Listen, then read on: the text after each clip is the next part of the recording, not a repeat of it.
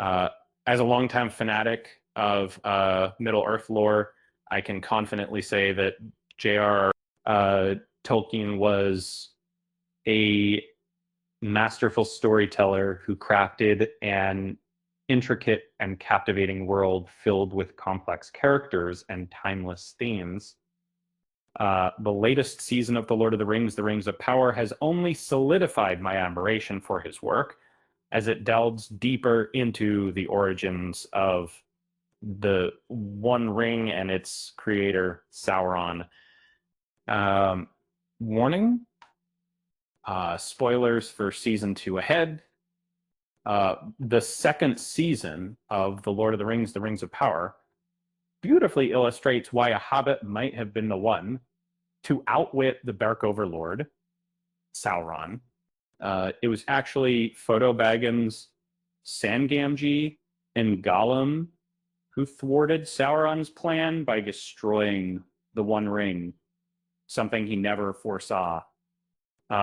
This wasn't luck, as evidenced by the Rings of Power, which underscores why the races of men, elves, and dwarves in Middle-earth were no match for Sauron and his rings, the truth that Sauron himself has acknowledged.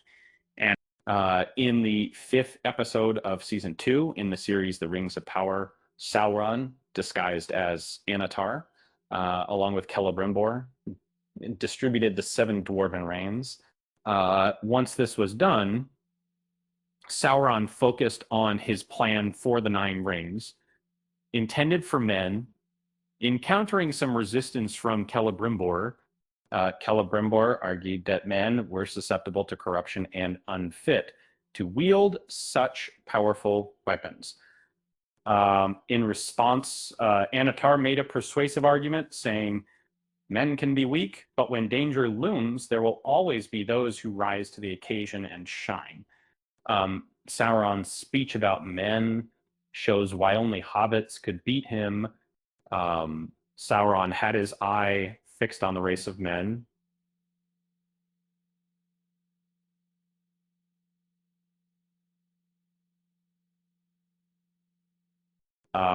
In Anatar's discourse about men within Rings of Power, he highlighted several notable First Age characters who shone during their era. Included in this group were Tuor, Arendelle, a half-elf, and Beren, each a man who overcame the shortcomings of his kind to accomplish extraordinary feats and defy Morgoth. Given that this ancient Dark Lord was Sauron's superior, he recognized how improbable men's triumph over evil seemed. He foresaw that this race would pose a substantial challenge to his aspirations, and sought to place rings on the hands of their most powerful leaders as a means of controlling them. Sauron's conviction that men posed his biggest danger persisted even beyond the Second Age. As the events unfolded in The Lord of the Rings, the Dark Lord harbored deep fear towards the heir of Gondor, which is why his gaze remains steadfastly in Aragorn at the end, while a seemingly insignificant hobbit managed to slip into Mordor and destroy the One Ring.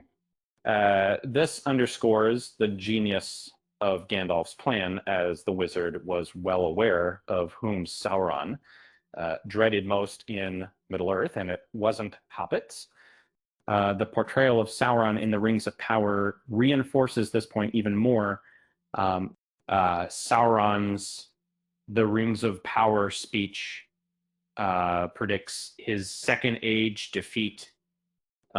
So in the Second Age, Sauron's apprehension towards men intensified because it was during this time that men proved instrumental in his defeat, as seen in the First Age with heroes like Tuor, Arendelle, Beren, and others. It was the valiant deeds of men that ultimately brought about the Dark Lord's demise.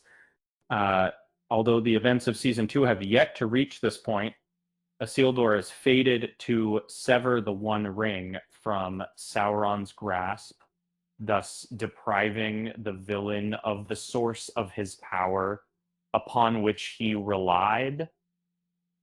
This, for centuries, Sauron kept a watchful eye on the descendants of Isildur, right up until his final moments, always mindful of their potential to disrupt his plans.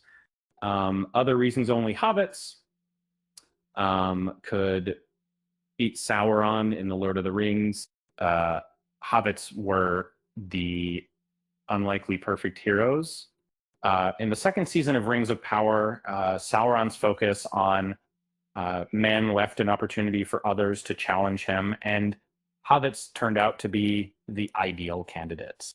And for centuries, Gandalf had been studying and strategizing against the Dark Lord, during which time he grew fond of the hobbits. Simplicity was their defining trait, with tranquility and comfort being their main concerns. It was just one form of this made them less susceptible to the influence of the One Ring, as it thrived on ambitions that typically surpassed those of hobbits. And so essentially, Sauron was not far off in his assessment of men, as hobbits, being descendants of men, were indeed under his scrutiny. Since elves and men were the only children of Ilúvatar, it stands to reason that hobbits evolved from the former. The Dark Lord, however, overlooked the fact that his potential destroyers were those he never bothered to acknowledge, the seemingly insignificant descendants with true power hidden within them. In contrast, Gandalf understood the part each race would play and didn't disregard the least likely heroes who would ultimately prove instrumental in the grand scheme of things.